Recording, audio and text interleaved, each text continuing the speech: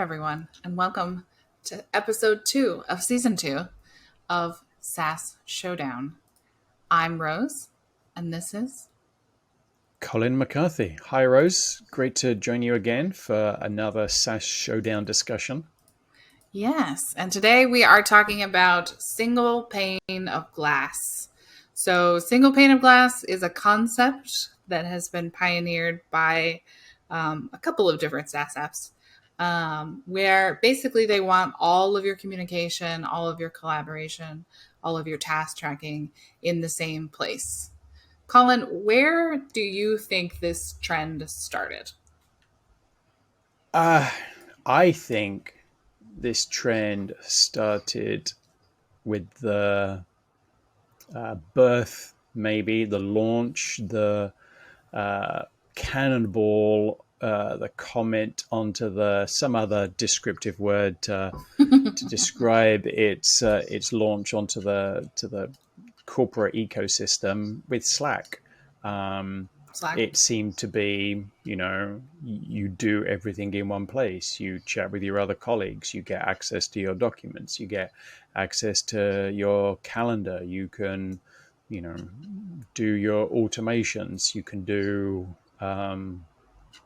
project management. You can assign things. That was when I first sort of saw this, single application for all of your work. And obviously, the term single pane of glass has been around for a long time, and a lot of us in IT and certainly IT administration have used it for referring to sort of security tooling or network tooling, where we can see, all of our alerts and logging and administration applications all in one place, because we didn't want to be logging into different applications to do our security or administration tasks. And it seems that there's been a growing trend in the last couple of years for there to be a single application. You only need one application to work. There isn't a need for you to be jumping out of that application and going into a different program to do whatever you needed it to be. With Teams, and all of the development that has happened with that in the last couple of years, to sort of Microsoft's attempt to be comparable to Slack. And then also from what you and I have personally seen as Google Workspace administrators, all the changes in the Gmail UI that have happened, and the advancements in chat and the responsive, do they call it responsive emails? When you get, if somebody does a comment on a document and you get the email and you can respond to it. Is it dynamic? Dynamic emails? I think it's dynamic content. Yeah, dynamic content in email. Yeah, so you don't have to leave those applications. Mm-hmm. It is a single pane of glass, and I've seen, Hive, which is a task management application. They have through Google, through OAuth, you can bring in your Google Workspace email into that program, so you can view your email and do your tasks all in one place. You can get access to your documents. They want to be the one application where you do all of your work. Zoom as well, with their, you and I probably spend a large amount of our time on, video conference calls using Absolutely. one platform or another. Zoom have introduced chat into their application, and Zoom have recently added something else to their suite of applications. A Google exec who spent a long time, Greg Toom, who spent a long time working for Google on Google Workspace. He's now the president at Zoom. What might, that evolve that platform in? So, I think we know where that's going. Sort of a leading question there. I guess, yes, Colin, what do you think is the benefit of the single pane of glass? And you sort of talked about how, as administrators, having a single pane of glass means that we're not switching applications. We can kind of see the holistic state of something from the same place rather than having to check in multiple places to get a sense of what's going on. But I don't know. Like, do you think it's working? I'm not Um, sure it is, right? As I've worked at organizations that use Gmail, Slack, and Zoom, the trifecta, mhm. right, of SaaS Yeah, tools. yeah, Um, and that to me right there says that none of them are succeeding at being the single pane of glass because we are still using all three of them. yes, yeah. That is a good point. Hmm. So, but does your percentage? Obviously, you've come from those organizations that have the best of breed Mm-hmm. applications. That's true. Yeah, if you wanted to save money, obviously you're going with Yeah, Microsoft or Google and taking yeah, the whole suite, right? If you're yeah, using and using it to Teams, yeah. But is the amount of time? Obviously, the connections in between Zoom and Slack are very deep. mm-hmm. So you can, and also between Slack and Google Workspace. That's So true. can you spend all of your time in Slack, get your Google Calendar notifications Mm-hmm. into Slack, and then you just click the button and it launches Zoom. Join your Zoom Yes, meeting. I yes, think the only thing yes, Slack is missing is like the ability to schedule calendar events from Slack.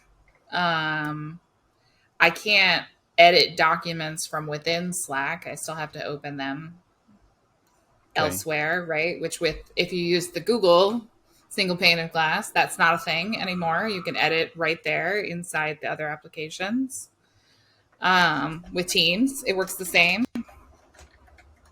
right? So I guess like integrations don't necessarily replace that full single pane of glass experience because the integrations have to be very deep.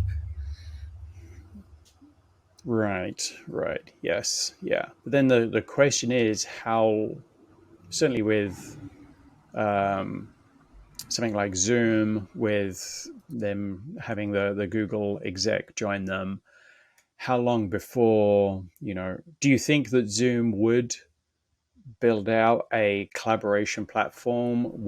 I know there's been Good some question. hypothetical discussions about would Zoom become an identity and become an IDP, provider.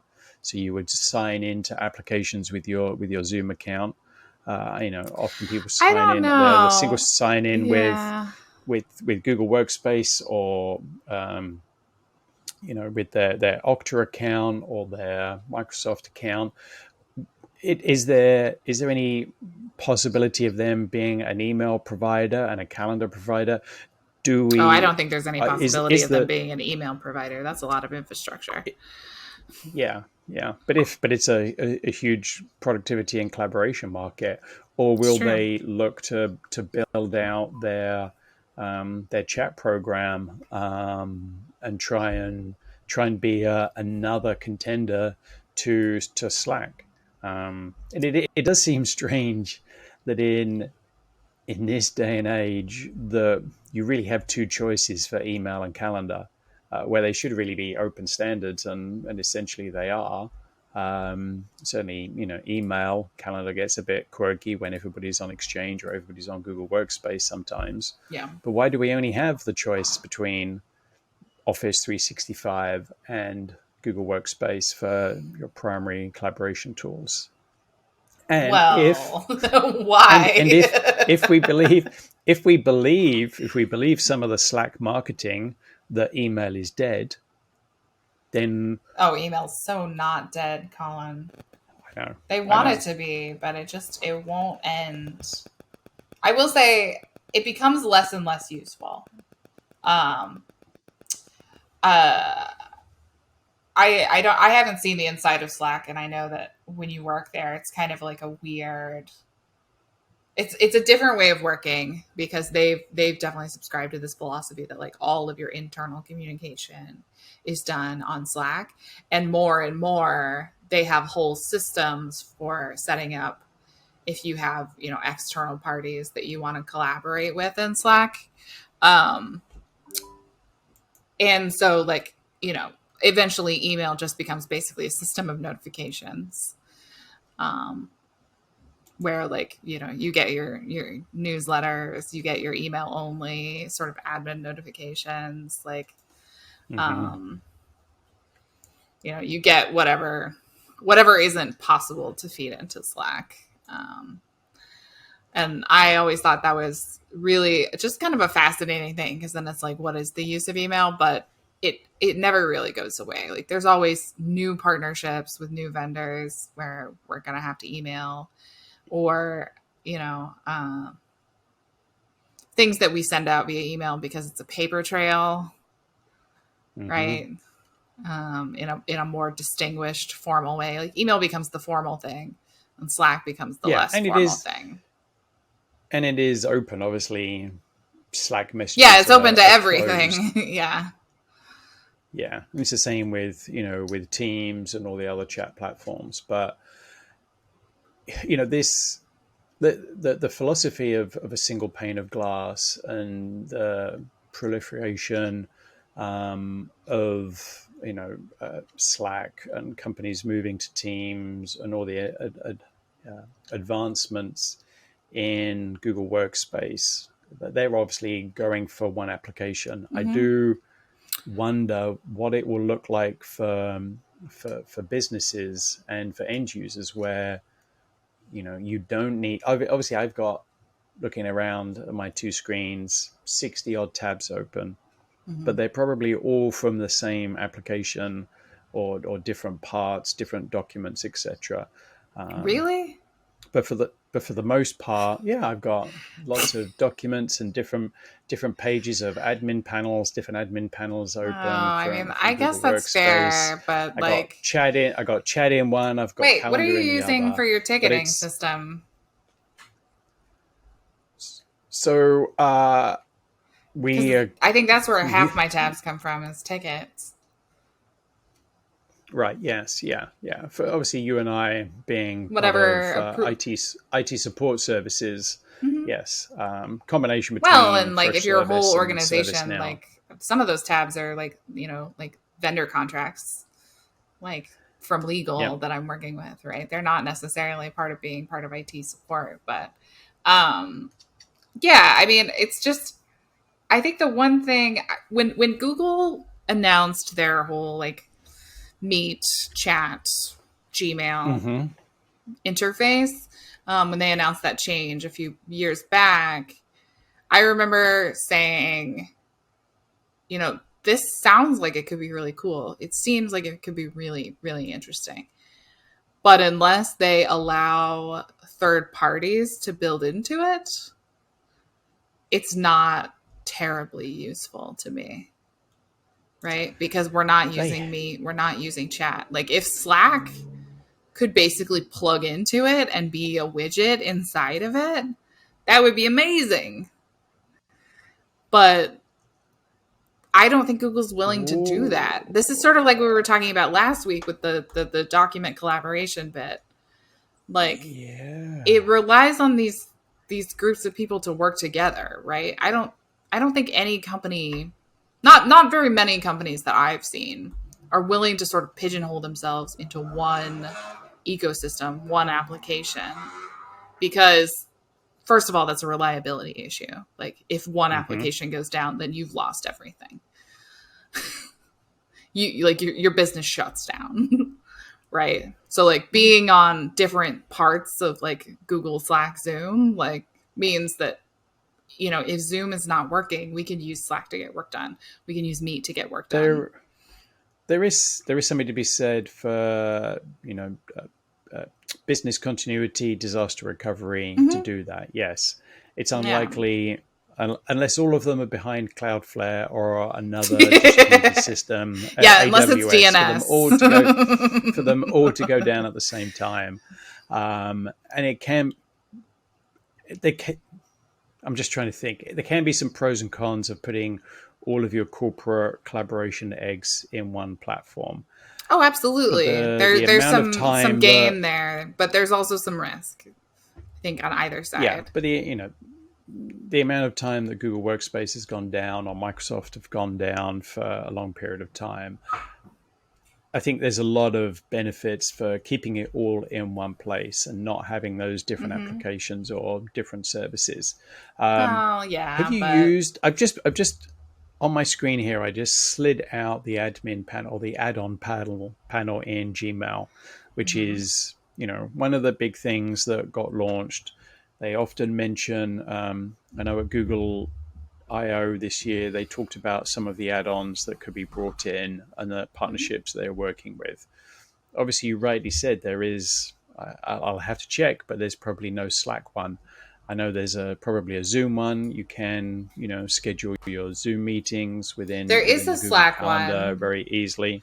but what it does is it posts. You can post emails into Slack using it. Right. So Okay. pretty basic.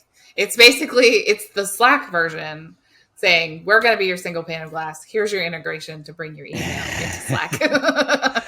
Right. So it's a way of receiving an old school email from an external client or Yeah, something or a contact, yeah. putting it into Slack, and then using that to discuss internally or with other people, or even maybe if it gets added to one of those external channels, the cross channels, whatever they have, where you bring in third parties. So You um, mentioned one when we were doing the prep for this call called Swit.io.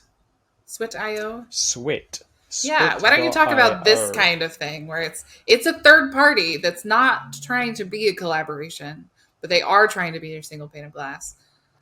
Yeah, I think I haven't in my defense. I have not tested it. I have just looked at some of the demos it's got online. Um, to me, it seemed to be Slackish because it does have a demo, but it seems to have integrations. And they do more without doing more and get Swit done. That's their tag word or tag phrase, and it is the ability to bring in a lot of your other integrations and your other Mhm. platforms into one place, so that you don't have to be jumping around. I think um, I think that's what I I think mean, it these are is, and I know interesting. Like the there has been a idea of few others feeding like that all as of your well, stuff. Yeah. because I guess there is a lot of time spent by users jumping around from one application from the other, trying to find their data, looking for the document, remembering where something was. But if everything that you work Hmm. on is supposedly in one place, is that better for your collaboration? Whether you are on a single platform, whether it's Google Workspace or Microsoft, or in multiple platforms, if that would be terrible, having multiple platforms and then another platform to bring all of those platforms together. So, on a licensing standpoint, that sounds absolutely horrific to me. But on a productivity standpoint, it sounds relatively good. And Right. obviously, there On a is, productivity standpoint, like maybe it's the best thing to have a impartial third party to say, "Hey, you can bring all your stuff in." But yeah, you're right. From a business standpoint, you really have to have a problem if you're gonna be willing to pay more money for, well, and what's the pricing look like? Oh, the pricing's not terrible. It's you know, less than Google. Um which is my sort of that's my bar, as I think I've mentioned on previous episodes. Like that's my bar for SaaS pricing is like, does it cost more than our primary productivity suite? If so, it's yeah, probably not worth it. Um, SaaS founders take note. yeah, Um, yeah. I but think that's but so yeah, from a business standpoint, that would be hard to justify unless you're really having a problem with that, and you are finding so much value in all of the various tools that people are using that there is so much value in bringing them into the same place. yeah, yeah. Hmm. So. just looking through, scrolling through and seeing what it. I wish I'd had time before we chatted to really kick the tires on it and see what it does. There's sometimes with these trials, I'm cautious about signing up to them, and almost feel like I need Because you don't want a a dummy salesperson, test account. right? I don't want a sales account. Yeah, I don't want, Yeah. essentially potentially to put, my private or even corporate data into these new platforms. I Well, we really could need have them a on for complete, you could have them on for Salt Tank. That would be fun. yeah, For our yeah. I listeners, might, occasionally we get startups to come and show us their products so that we can give them our IT opinion of them. Um, it's a fun yeah, endeavor. Check out yeah, Colin's YouTube yeah, channel for that. yeah. Um, That would be good. I think I'll have to spin up a new account and see what it does. The only problem, possibly to really make use of it, I'd have to have a whole bunch of other features, other services to then like plug what? into it. Like And what would you I have don't to know. have to make it worth it? I'm actually hoping that I get it right, that it is a place to plug everything all in one. Either that, or I've completely No, I think you're right. misread what it does. Well, then let's just talk in hypotheticals. Like if there was something, there are other things out there. I'd have to go like Google them, but like I know Basecamp attempts to do something similar. They don't really have the kind of chat plugins, but they do have the like document centralization, project management, task management centralization piece, and there's some other ones. A lot of project management tools try to kind of accomplish the same thing, but Yeah, what would it take for me? I think what it takes is it has to touch everything. Right. It has to be able to touch everything because otherwise it's not a single pane of glass. You're just trading one thing for another. so I think we need to think about this as, are you thinking about this as admins or end users? Both. I think like for me as an end user, it needs to touch everything. For me as an admin, in order to justify a cost, it needs to touch everything. So every deployed application within the corporation would have to be able to be Right. managed within. Or at least all of the ones that are deployed to everybody. Yeah, Right. yeah, So which if could if, be, if it's 100% of employees have access to it, it needs to be able to touch that single pane of glass. Because right, those are your key which, trusted applications. Those are your key productivity applications. Um, if the marketing team wants to use Figma or whatever, then like they can use that. And it's nice if those things plug in.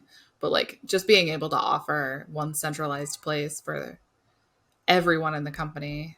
It's like having an intranet. The idea of an intranet is the idea that like all the stuff you need would be in there, mhm. right? It's sort of like having the SaaS version of an intranet. All your Yeah, stuff is easily in there, easily accessible, searchable, filterable to right? get the results that you want. Easy to Yeah, update, accurate. Um, like yeah, cloud search easy on to steroids. administer. Yeah. Have you used? Uh, Obviously, you're on Google Workspace. Have you tried to do any of the task management activities within Spaces or No, Chat no. as a single pane of glass? Um, I've done the document collaboration in chat, um, but I haven't done the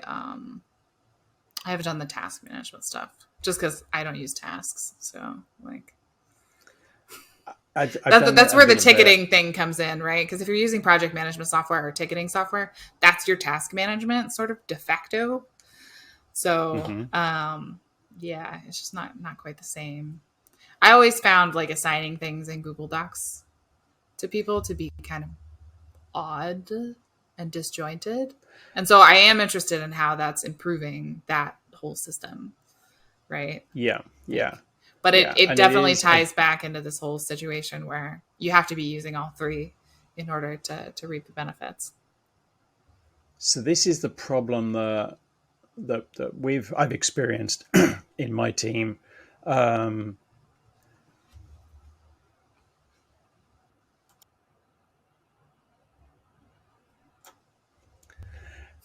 in my This is the problem that I've experienced in my team. Um, that there are too many places where you can assign things to people that it gets difficult to track everything. Right. There's no one So place where you can I have see been everything that's assigned. I was semi annoyed with Google Workspace adding the ability in Docs to assign people stuff.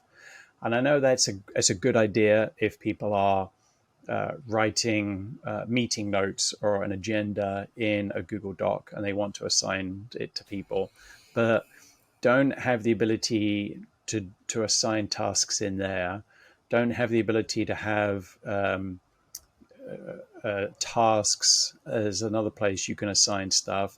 Don't have chat where you can assign tasks. I do like the fact that As long as if those all went into I do, well, one thing, it wouldn't matter, yes, right? but If they all don't. of But then them tracked there's into tasks, it wouldn't all different matter. places, and Yeah. it's a nightmare to track. The one thing I do like is the new feature, and I'm pretty sure this is GA and not alpha. I get confused I'll about tell what you I if it is. know and what I get confused about what I know and what I don't know. I shouldn't know. Um, the ability, if somebody chats you and says, can you do XYZ, you can right click on that message and you can send it to your own tasks to Yeah. remind yourself to do it. Yeah, that's good. And That like Slack is has something very similar good. where you can remind yourself about anything and you can write custom reminders for yourself if somebody doesn't say Right. something explicit, right? But like that's one thing to help you track. The one thing about Slack that I don't like is that there's no real way to interact with those things. You can see a list of all your tasks, and other than that, it will remind you when that thing comes up. But if you don't respond to that thing, like mark as complete or like snooze for a certain period of time, it will Mm-hmm. never remind you again. So sometimes you Right. have to like make a habit out of like going to look at your full list of tasks to be like, hey, was there something I missed? Especially as an admin, because we Yeah. get a lot more notifications than most people and they don't think about that. Yeah. Yeah. And also, there's no way for a supervisor or line manager to have visibility on that to check, your to do list Right. or Yeah. the Like tasks it's my that have been personal to assigned to do you. list. It's not like, yeah, it's not something that anybody else has insight into. Yeah. I mean, Okay, I don't know. It's so getting we're it's getting getting there. better. It's getting better. I think we're not there yet, and I think the scenarios that we've talked about, right? Like using a third party to basically centralize all your applications versus, you know, letting these organizations like talk to each other and like have these deep, rich integrations in order to like, let people choose where they want their single pane of glass to be versus going all in on Google, Hmm. Microsoft. You know, we have options, but none of them is quite perfect, in my opinion.